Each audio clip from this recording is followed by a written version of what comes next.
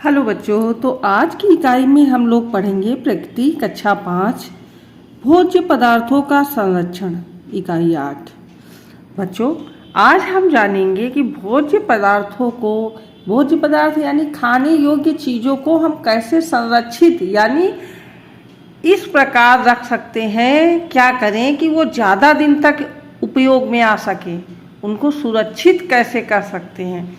भोजन के खराब होने के कारणों को भी जानेंगे और भोजन को सुरक्षा के उपाय भी जानेंगे। किस प्रकार हम भोज्य पदार्थों को सुरक्षित रख सकते हैं, उन्हें बचा सकते हैं खराब होने से।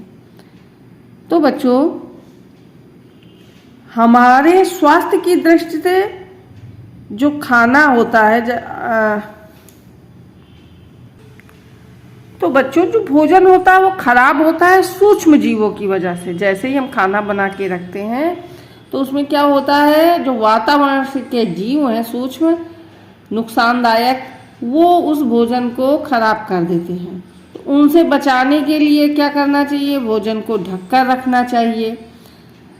अगर अधिक देर तक रखना है तो उसको फ्रिज में ठंडे स्थानों में रखना होगा, क्योंकि आपने देखा होगा कि गर्मियों में खाने पीने की चीज़ें बहुत जल्दी ख़राब होती हैं और ठंडियों में उनकी अपेक्षा बहुत कम ख़राब होती हैं। जब बहुत समय तक रखी रहेंगी तब वो चीज़ें ख़राब होंगी। जैसे कि दूध गर्मियों में बहुत जल्दी फट जाता है, ख़राब हो जाता है, और वहीं ठंडियों में नहीं ख़राब होता है। तो इसका मतलब ये हुआ कि गर्मी की वजह से भी भोजन ख़राब होता है, भोज्य पदार्थ खराब होते हैं, क्योंकि गर्मियों में सूक्ष्म जीवों की अधिकता हो जाती है। इसी के साथ आओ करते हैं इस पाठ का अभ्यास कार्य एवं प्रश्नोत्तर। पहला प्रश्न है, भोज्य पदार्थों के खराब होने का प्रमुख कारण क्या है। भोज्य पदार्थ यानी खाने योग्य जो चीज़ें होती हैं वो खराब होती हैं, तो क्यों खराब होती हैं। तो उत्तर है, भोज्य पदार्थों के खराब होने का प्रमुख कारण उन्हें गर्म स्थानों में रखना तथा बिना ढके रखना है। अगर हम भोजन को बिना ढके रखेंगे और बहुत गर्मी है, गर्म स्थान पे रखेंगे तो वो क्या होगी, खराब हो जाएगी। जैसे दाल है, सब्जी है, तो वो जल्दी खराब होंगी। मिठाई है, अगर गर्म स्थानों में, और अगर तापमान कम हो, जहाँ कम तापमान यानी रेफ्रिजरेटर में रखेंगे तो वो जल्दी खराब नहीं होंगी। अगला प्रश्न है, भोज्य पदार्थों के संरक्षण की विधियां कौन कौन सी हैं। यानी संरक्षण यानी उनको सुरक्षित रखने की विधियां कौन कौन सी हैं। तो भोज्य पदार्थों के संरक्षण की विधियां हैं सुखाना, रासायनिक एवं अन्य पदार्थों का उपयोग, गर्म करके तुरंत ठंडा करना यानी पाश्चुरीकरण आदि।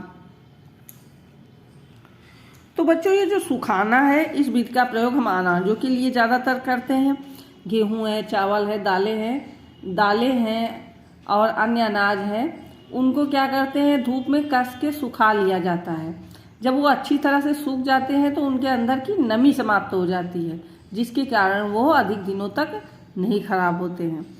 रासायनिक एवं अन्य पदार्थों का उपयोग यानी कुछ जो भोज्य पदार्थ होते हैं उनमें दवा वगैरह लगा के डाल के रख दिया जाते हैं, तो उससे नहीं खराब होते हैं। गर्म करके तुरंत ठंडा करना, तो ये तो दूध के लिए प्रयोग किया जाता है। पाश्चुरीकरण, कुछ पदार्थों को, जो पेय पदार्थ होते हैं, उनको पाश्चुरीकरण विधि से सुरक्षित किया जाता है। अब जैसे दूध है तो उसको सुखाया तो नहीं जा सकता है, तो उसके लिए क्या है, गर्म करके तुरंत ठंडा करना एक निश्चित तापमान में। उससे क्या होता है, उसके सभी जीवाणु नष्ट हो जाते हैं और अधिक दिनों तक वो खराब नहीं होती हैं। निर्जलीकरण से आप क्या समझते हैं। निर्जलीकरण का मतलब है जिससे जल समाप्त कर दिया जाए, नमी समाप्त कर दी जाए। उत्तर है, धूप में भोज्य पदार्थों को सुखाने से उनमें उपस्थित जल की मात्रा वाष्पीकृत हो जाती है, जिससे इनमें सूक्ष्म जीवों की वृद्धि के अवसर कम हो जाते हैं। इसे ही निर्जलीकरण कहते हैं। इससे क्या होता है कि वो चीज़ें, वस्तुएं खराब नहीं होती हैं। भोजन की गुणवत्ता को बनाए रखने के लिए उपाय लिखिए। तो भोजन की जो गुणवत्ता है उसको बनाए रखने के लिए उसे इस तरह संरक्षित किया जाना चाहिए ताकि उसमें मौजूद पौष्टिक तत्व नष्ट न हो। हमें ऐसा नहीं है कि केवल उसको सुरक्षित कर लिया गया, उसके तत्व जो होते हैं भोजन के, पौष्टिकता है, उसके विटामिन वाला भोजन है या प्रोटीन वाला हो, तो उसके विटामिन, प्रोटीन्स, मिनरल्स नष्ट ना हो, इसे इस तरह से संरक्षित किया जाए। अगला अभ्यास कार्य है रिक्त स्थानों की पूर्ति कीजिए। सभी जीवों के लिए आवश्यक है। तो क्या आवश्यक है बच्चों? भोजन आवश्यक है। बिना भोजन के तो हम कोई भी जीव जंतु नहीं चलता है। भोजन पर बैठकर इसे दूषित कर देती है। तो कौन दूषित कर देता है? मक्खी और सूक्ष्म जीव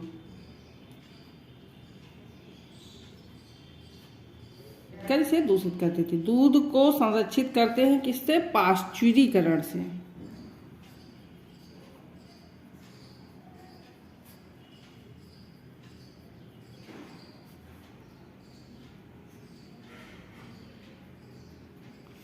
पाश्चुरीकरण में उबाल के ठंडा किया जाता है 0 डिग्री पर, और दूध को उबाल के संरक्षित कर सकते हैं। मतलब वो तो संरक्षण करना होता है, जैसे जो पैकेटों में दूध बिकता है उसको पाश्चुरीकरण करके, और घर में हम कैसे दूध को बचाते हैं?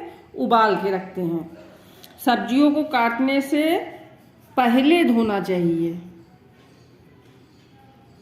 पहले क्यों बच्चों? काटने के बाद धोने से उनके पोषक तत्व अधिक नष्ट हो जाते हैं। अगला है सही जोड़े बनाइए। कॉलम आ कॉलम बा। भोज्य पदार्थों को, फल को खाने से पहले संदूषित भोजन, फफूंद। तो भोज्य पदार्थों को हमेशा क्या करना चाहिए बच्चों? ढककर रखना चाहिए। फल को खाने से पहले धोना चाहिए। कोई भी फल हो उसको खाने से ढकना चाहिए। और संदूषित भोजन क्या होता है? विषैला हो जाता है। और फफूंद खाद्य पदार्थों को दूषित कर देते हैं। आगे है सही कथन के सामने सही और गलत के सामने गलत का निशान लगाइए। फफूंद लगी ब्रेड को साफ करके खाना चाहिए? तो बिल्कुल नहीं, गलत है। हमें साफ सुथरा भोजन ही करना चाहिए। बाजार की खुली हुई चीज़ें और कटे फल नहीं खाने चाहिए? तो सही है। भोजन को बर्बाद नहीं करना चाहिए? तो बिल्कुल सही है। बहुत मुश्किल से, बहुत मेहनत करके अनाज उगाए जाते हैं, फसलें तैयार की जाती हैं। भोजन को ढककर रखना चाहिए? तो ये भी सही है। पता करिए घर में भोज्य पदार्थों को जीवों से सुरक्षित रखना। चित्र में कुछ ऐसे जीव दिए गए हैं, नाम पहचान कर लिखिए। तो बच्चों ये क्या है? छिपकली है, ये कॉकरोच है, ये चूहा है और ये मक्खी है। ये सब भोजन को खराब करते हैं। चूहे क्या करते हैं? सारे भोजन को, अनाज को काट देते हैं, खराब करते हैं। और कॉकरोच भी गंदगी फैलाता है। छिपकली तो बहुत जहरीली होती है, इससे बचकर रहना। तो भोज्य पदार्थों के संरक्षण इकाई का अभ्यास कार्य समाप्त हुआ। आपको कैसा लगा हमें जरूर बताएं। बाय बाय बच्चों।